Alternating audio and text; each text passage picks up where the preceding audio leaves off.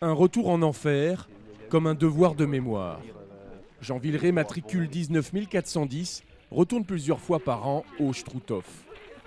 Lorsqu'il franchit la porte du camp de concentration, les souvenirs rejaillissent. Ça me rajeunit et puis en même temps c'est des bouffées de tristesse, quoi. Mais ça, c'est comme ça. Hein. En 1941, après avoir annexé l'Alsace, les nazis installent ici, à 60 km de Strasbourg, le seul camp de concentration en territoire français.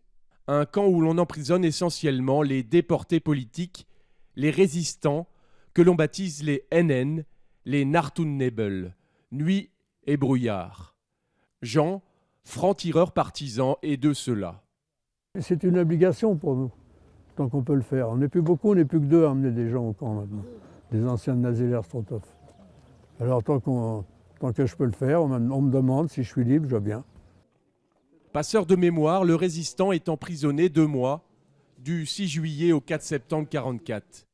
Suffisant pour vivre l'horreur, les sévices, les maladies, l'épuisement et côtoyer la mort. Le nonagénaire raconte son vécu, les exécutions, la fumée du four crématoire. Il parle aussi du ravin de la mort, ce fossé en limite du camp que le capot zélé pouvait utiliser pour condamner à mort n'importe quel déporté.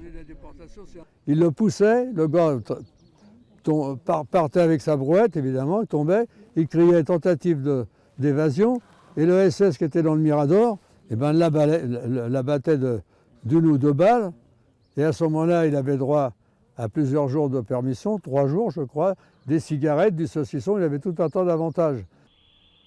Dans l'horreur du camp, il y avait aussi la chambre à gaz en contrebas des baraquements. À l'abri des regards, des médecins allemands y pratiquaient des expériences médicales. 86 juifs ont été gazés, ici, dans cette petite pièce de 9 mètres carrés. C'est nous qui brisons les barreaux des prisons pour nos frères.